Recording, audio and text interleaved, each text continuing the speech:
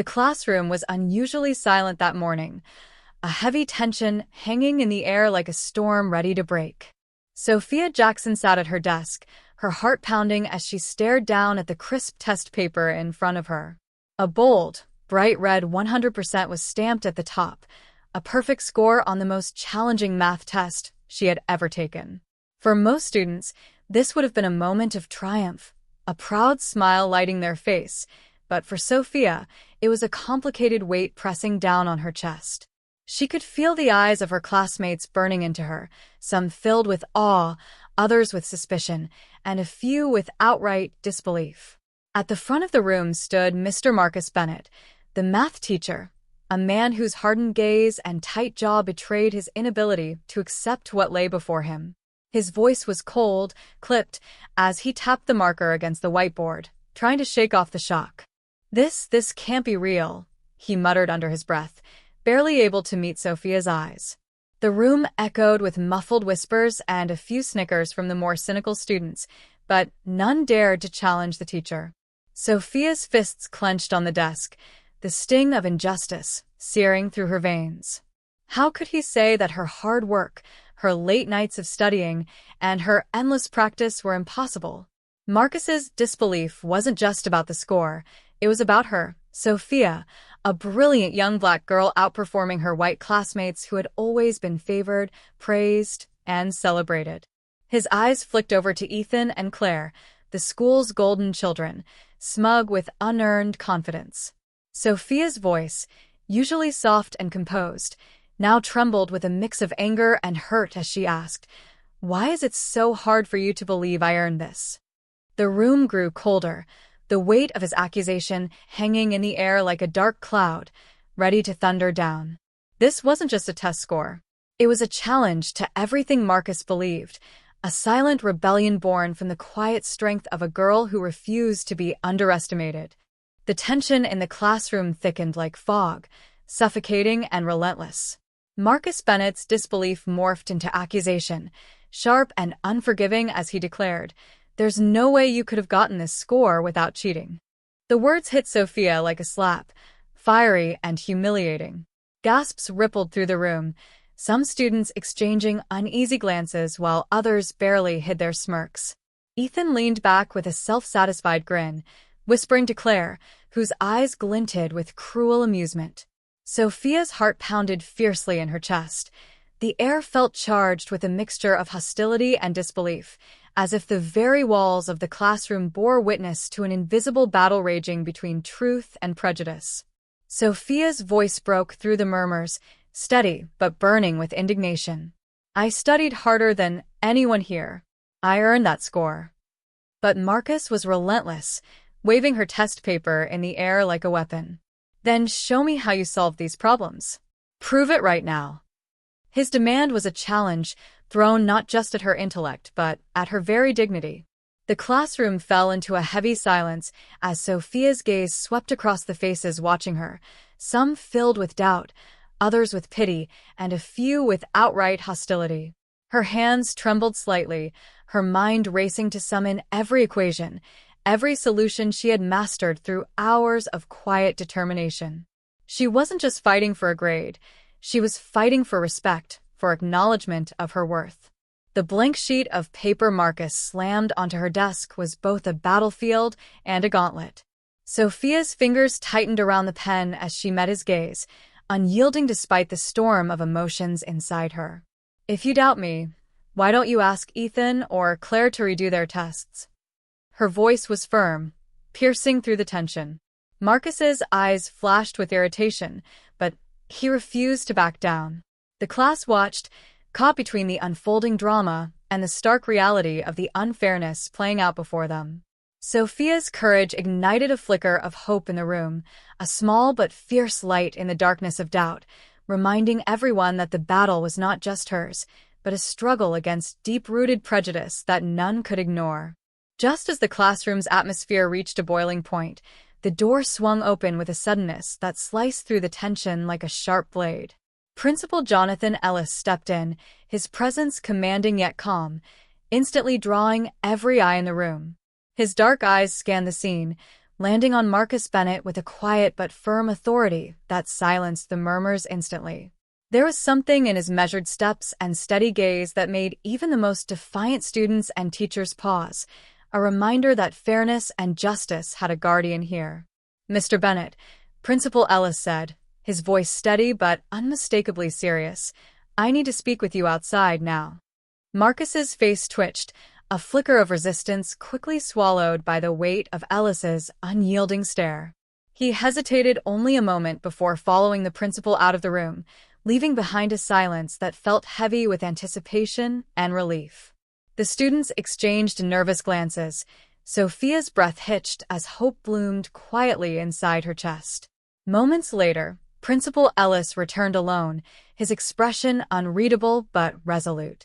He called Sophia to follow him, and as she rose, her legs felt like lead, weighted by nerves but also by the invisible mantle of truth she carried. In the hallway, Sophia was met by Mrs. Ramirez, the guidance counselor, who stood beside a laptop displaying a paused video feed.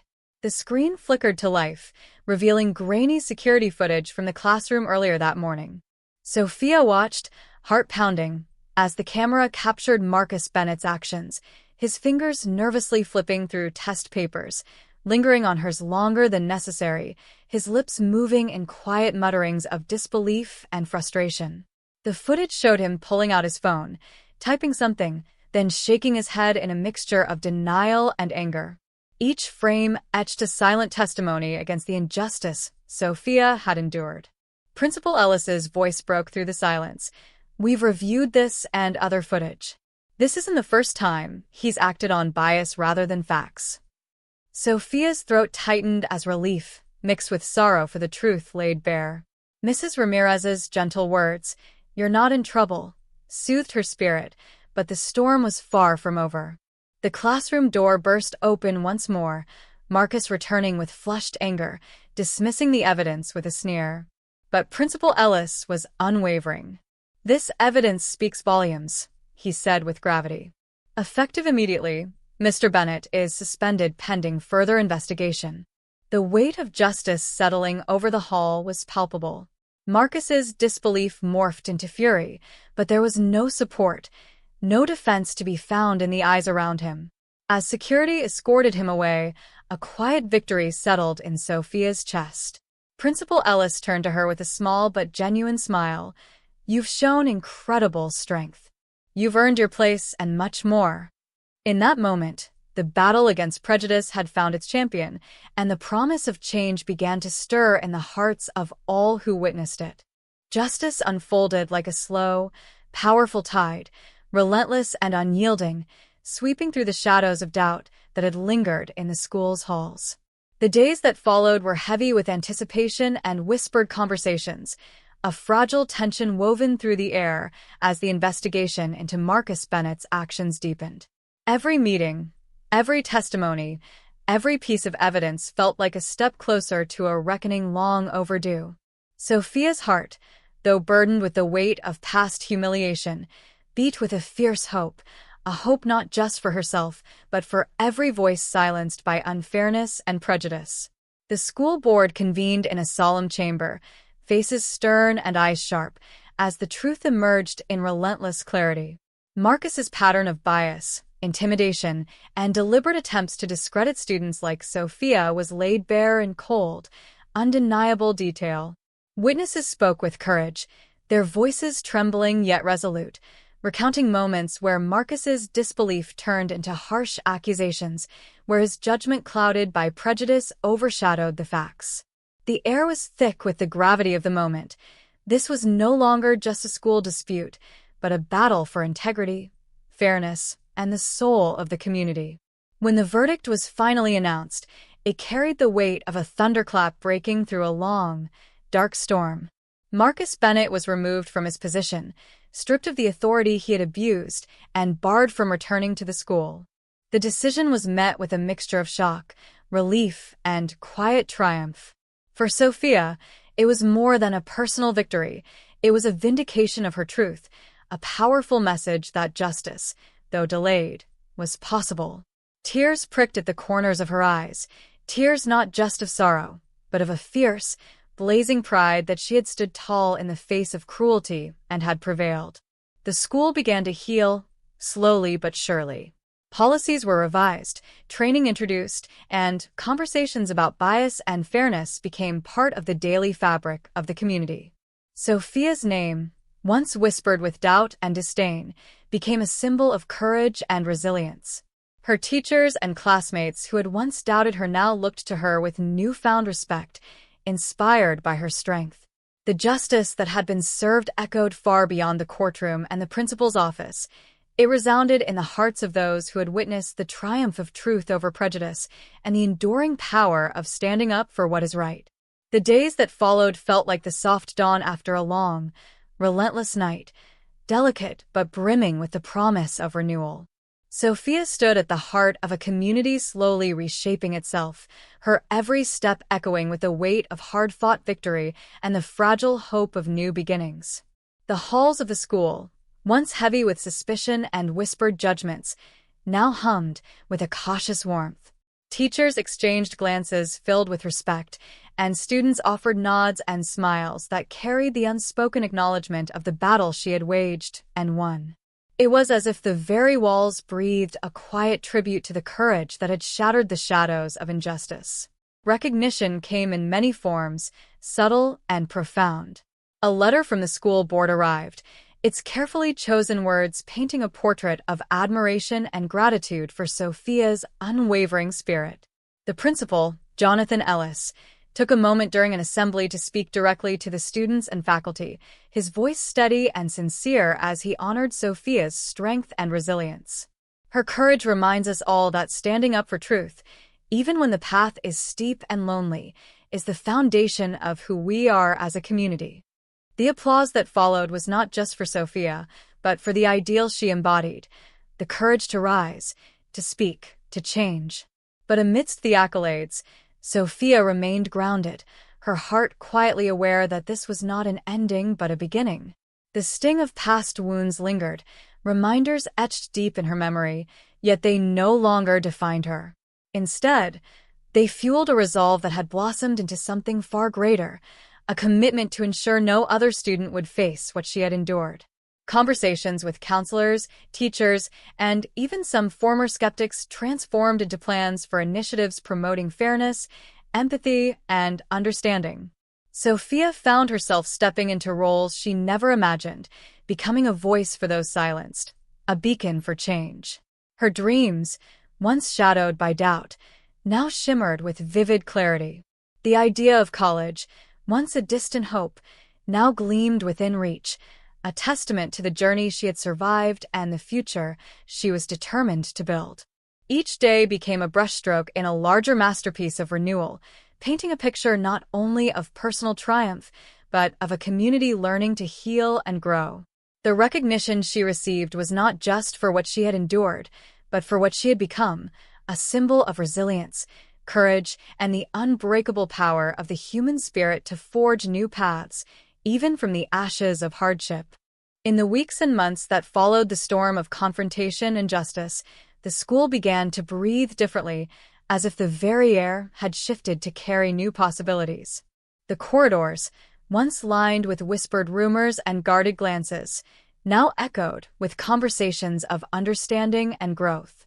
It was a slow transformation, fragile yet persistent, like the first green shoots pushing through cracked concrete, tenacious, hopeful, and alive. Teachers, students, and staff alike found themselves opening their minds and hearts, challenged to see beyond old prejudices and worn-out assumptions.